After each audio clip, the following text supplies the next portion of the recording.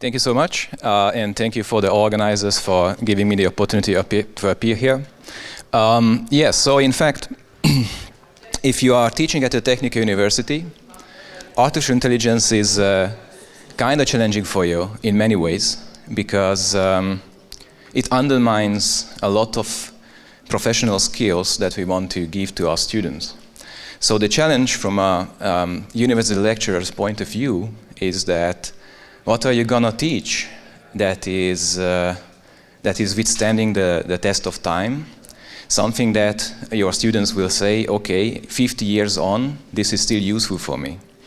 And as it was mentioned, I still am a software engineer. It's actually kind of painful to realize that your version, the version that you know from a software language or a framework, much rather, is outdated. 5 years, and then 10 years, and then 15 years, and then you can't even start it on a modern computer. So there is this loss of knowledge, and different kinds of knowledge appears to have different half-time or half-life, meaning they can serve you for a longer or a shorter period of time. So this is the question that we started to think about at the philosophy department, and this was this activity of thinking about that brought a lot of interesting insights into what is something that you can teach for 150 years, not much. This was algebra, things like that. You couldn't even give the physics books from the 1890s or something to your current students. But I did find the first philosophy lecture at our university. That was 1895 on Immanuel Kant. And this was very similar to what we say about Immanuel Kant today. So I'm happy, because at the philosophy department there is something that is constant. You just you teach the same things, and Kant remains the same, long dead, of course. So that's okay. However, at the engineering faculties, the problem is much more pressing.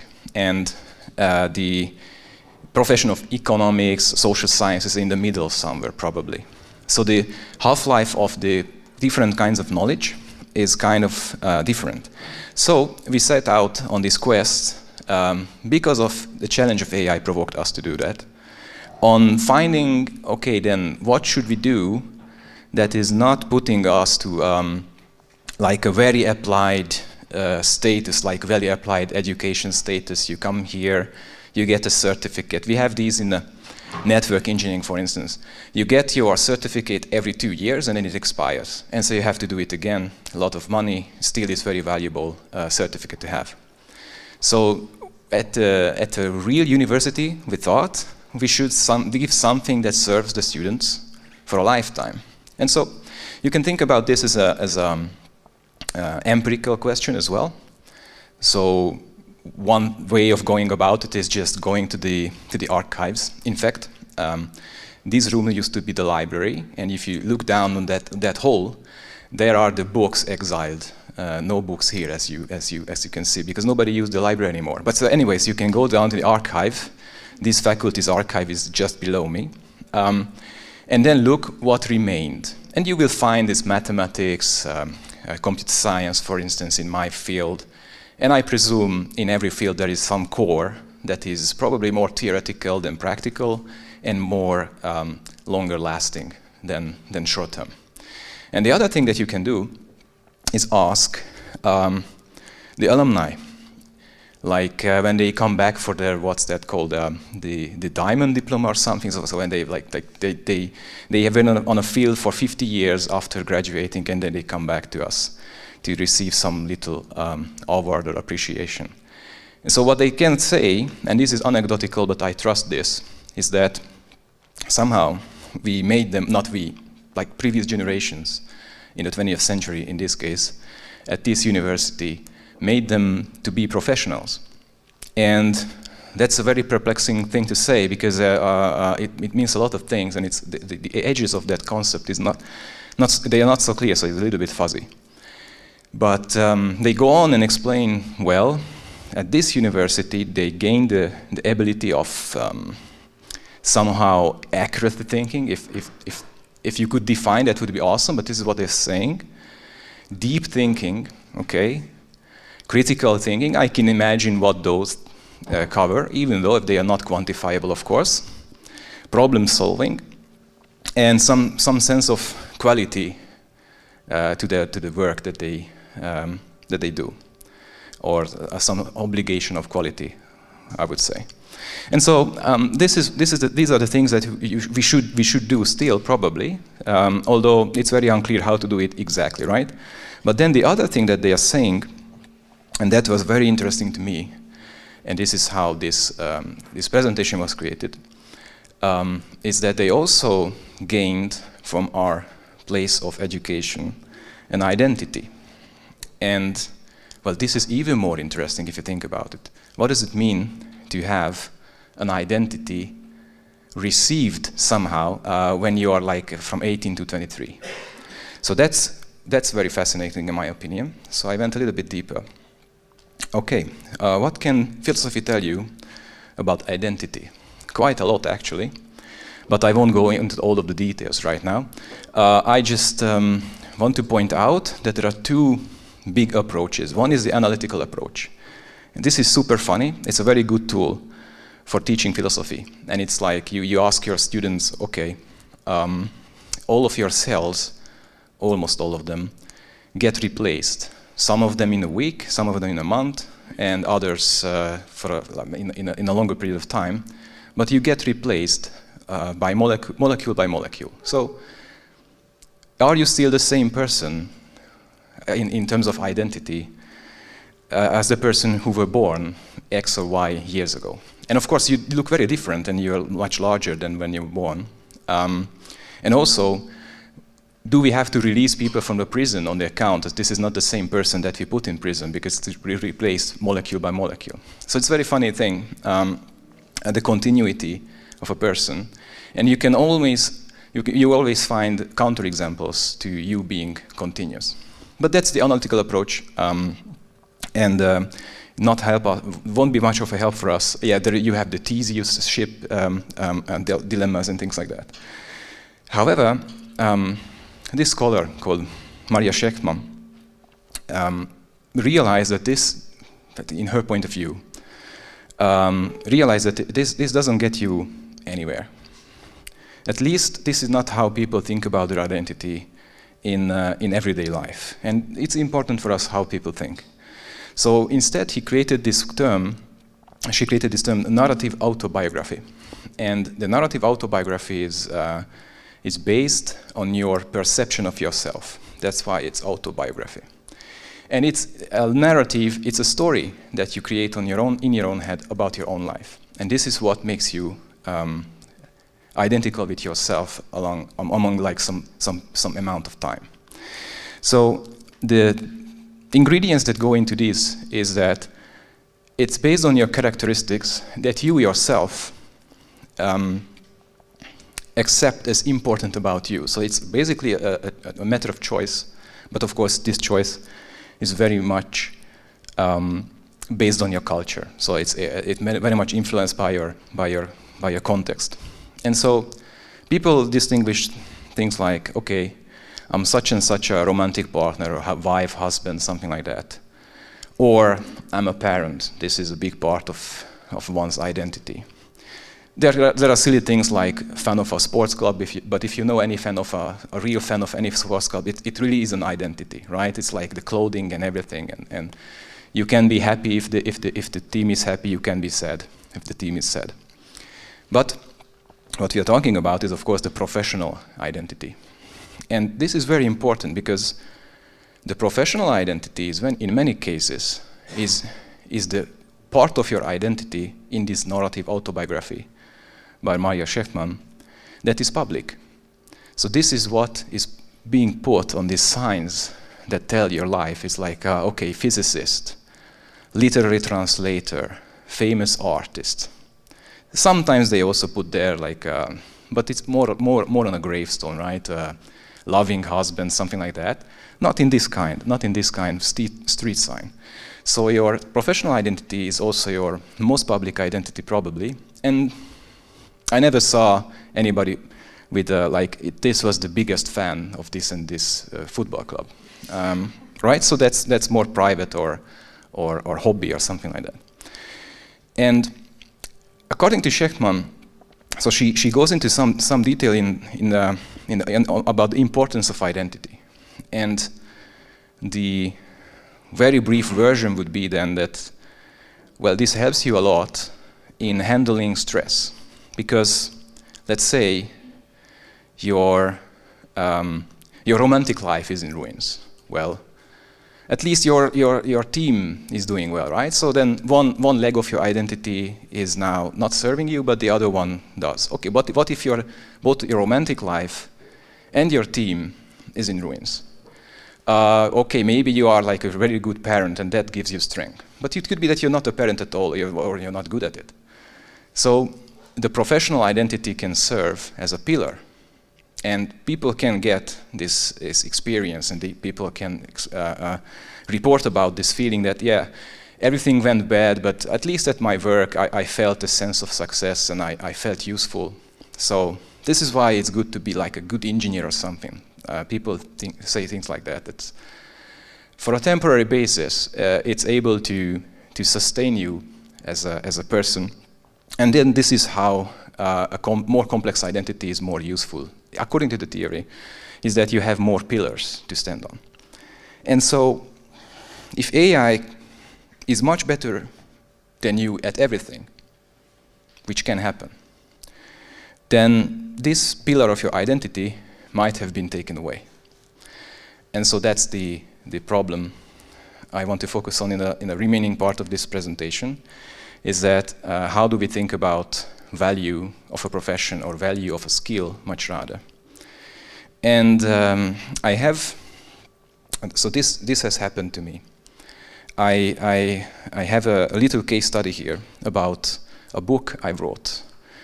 And this was supposed to be in Hungarian, but I had a lot of raw materials in English. So I employed a professional translator who was also a philosopher, which was needed because of philosophical text, and English major or something like that. And also I wanted to have illustrations. So for the translator, I paid several thousands of euros in the end, I think. Not that much, but it was still like a real budget for that. For the illustrator, I saw this other book I wanted to imitate in a little bit in quality. And this book had these nice drawings. It's a black and white pencil drawing. And I imagined I will have to do that so that my book also looks very well. And so I got a quote, and I wanted 25 of these drawings. And I got a quote for 40,000, for instance, like around 100 euros each. So that was 1 million forint in the end. And I never did that. I just used the Wikimedia Commons images about Turing and the others. So the next time, this was in 2017 when I worked on this book. The next time I was in a similar situation. Again, I had to write a book, again in Hungarian, and again, previously to that, I worked in English a lot. So I wanted translations, and this time, it never even occurred to me to contact this person who was a professional philosopher translator, because ChatGPT did that to me. And it never even occurred to me to contact the illustrator, even if I had the budget this time. Because also one of the, I think, DALL-E 3 did that to me. And this is how I got this. This is what I wanted. Not the overused picture of Turing, but something new, but you can still recognize that this is Alan Turing. And it's a little bit of my own. So this is what's going on. In terms of the Marshall Cross, so that's demand and supply, the supply is dramatically increasing, just here, so that's the red line, and the price is much lower. And first of all, that market, so where the supply and the demand meets, this is of course the partial equilibrium of the market. You have this rectangle, and the area of that rectangle is the size of the market in terms of money. And that is captured by a big corporation now. So previously it was captured by the individual translator, individual illustrator, and now it's captured by the big corporation. So it's not only that the market is disrupted, but also the remainders of the market is run by somebody else. And so this got me thinking, I wouldn't be a translator or illustrator right now, but also what can be said about these people? I mean, if I'm right in my hypothesis, if it's part of your profession, now AI just like messed up your life if you were an illustrator. And I did see, actually, I did not go into translation, but I did go into illustration. Illustrators World, they have forums on the internet, and it's just depression all over. I used to draw every day. Now I did not draw for 30 days because it's just like, what's the point? Okay, so let's rely on philosophy a little bit more. This is called axiology. This is a theory of value, and it's a very simple thing in my opinion. You have, in this case, certain kinds of skills or activities in this Venn diagram, so different sets, and then some things have inherent value, like some cultural obligation or a hobby, or maybe telling a poem. Some other things have some instrumental value. Of course, there is an intersection between those. So, for instance, you can say providing first aid is both inherently valuable if you have this skill, but also it's very instrumental, of course. And then within the instrumental, you have the market value. And what has happened here, what is happening here right now, I'd say, is that you have marketable skills like copywriting, translation, cleaning, my original profession, programming, things like that, acting as a waiter, and they, in a very short amount of time, which is just a few years, get out from the market, things with the market value. This is the fear, into the, it's still instrumental, it's still valuable in a practical sense, but nobody's paying for it category. And of course, some things you keep doing because they also have inherent value to you. So nobody ever paid, yeah, I have these cultural obligations, telling a poem. I know there are artists who actually get paid for telling a poem. But in my life, if I can tell a poem, it's just an inherent value to me. It's not instrumental. So this is what is going on. And then the question would be, I think, what is that? What is the part that remains? So if this is the picture, then we are in trouble. But maybe this is not the good picture. Maybe we can increase the resolution a little bit and do something smarter. And this is what you can find in the literature of ethics of AI, and this is called the responsibility gap. Responsibility gap says, wait a minute, we can automate the creation of things, but we cannot automate the taking accountability or responsibility for the created things. And this is how pressure is building up. So imagine somebody puts autonomous car on trial for hitting a pedestrian. And then this car, like there is a sentence, I don't know, the car has to go to car jail. You wouldn't be satisfied.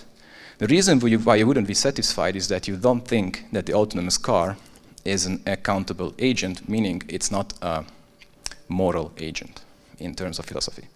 And so what you do is you keep somehow the accountability at the creator, but then this also doesn't scale. Then some engineer somewhere, maybe like dead for a long time, is still responsible for all the 10 million replicas of an algorithm. So this doesn't scale. This is what the responsibility gap is. And this tells you that every profession actually might maintain a core of what they can do, and this is taking responsibility for things. So I came up with this silly thought experiment. Imagine somebody downloads architecture AI, and they design a very nice garage without the architect. They cut out the money for the architect, and they build the garage, and they put the expensive car there, and then the garage collapses, and then who do you sue? You see, it's not the point that you have a design of the garage. It's there is another point in an architect, is that the liability insurance. And you can't sue yourself, or maybe you can, but then you have to pay the damages to yourself. Or then you can think, okay, I still need an architect, even if AI can create the actual architecture, so the synthetical part can be done. But I won't be able to take liability for it. or if I go to the insurer, they will tell me, okay, but do you have like a certificate in architecture? If no, then go away.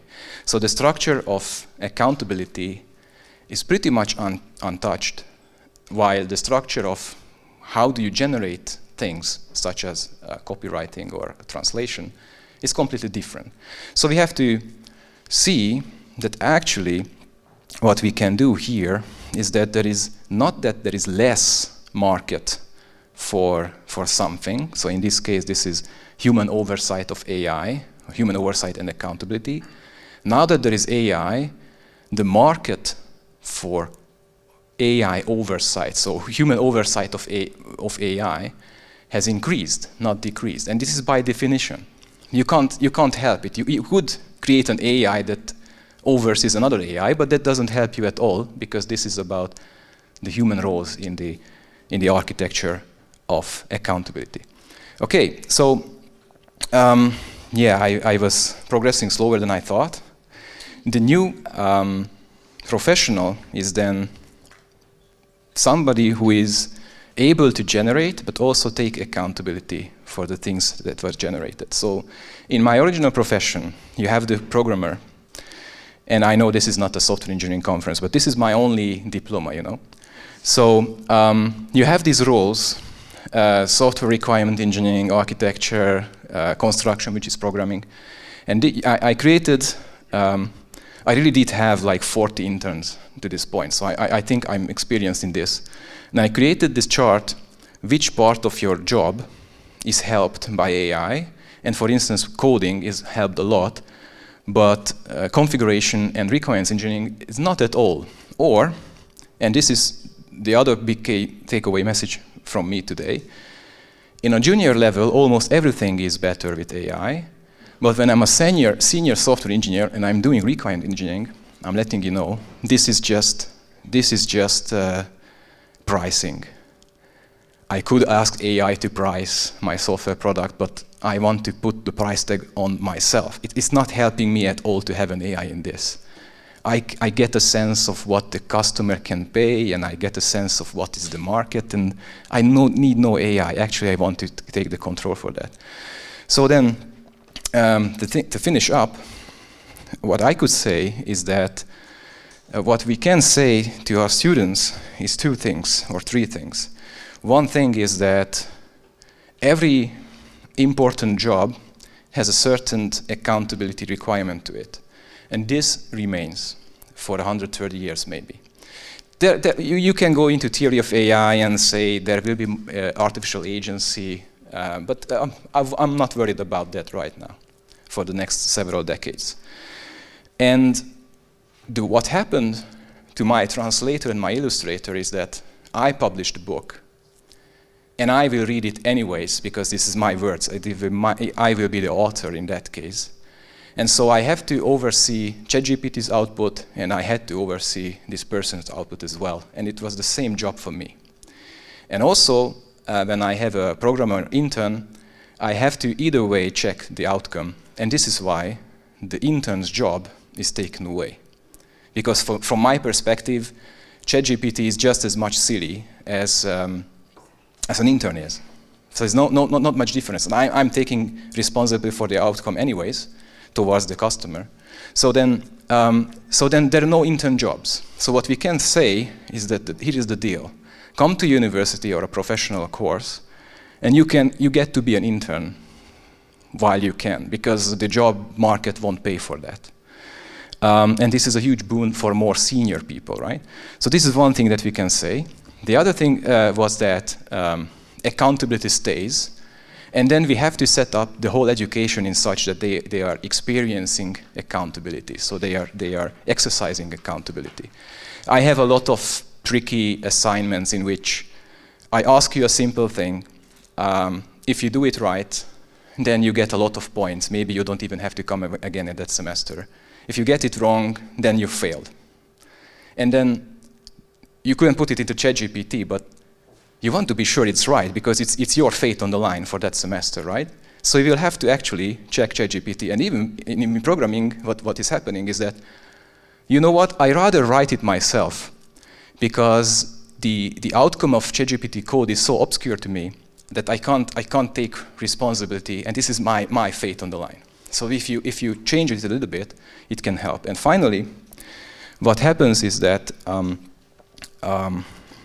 this is a big opportunity for us at the university, because we can come back to the idea of the universitas. Universitas meant that the lecturers and the students are the same, meaning they do the same kinds of things. Of course, students are, because of this is the nature of the thing, are more junior than the lecturers.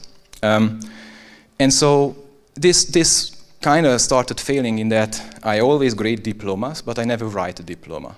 The students always write this homework or submissions, which I don't do. I only grade them. So it's different kinds of things.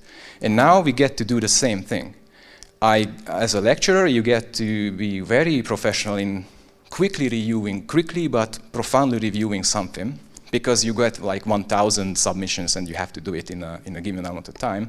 And this is what we need to teach to the students as well. So this is how we get to be the same. And I can be an example, if I'm doing my job right, of how do you actually read like 3 diplomas in a weekend, which is each of them 50 pages or something. And how do you decide if it's good or bad in a short amount of time? So in other words, how do you take accountability for this outcome of the university? Okay, so that's the idea, thank you. And I can stay 5 more minutes, I think, if you have questions.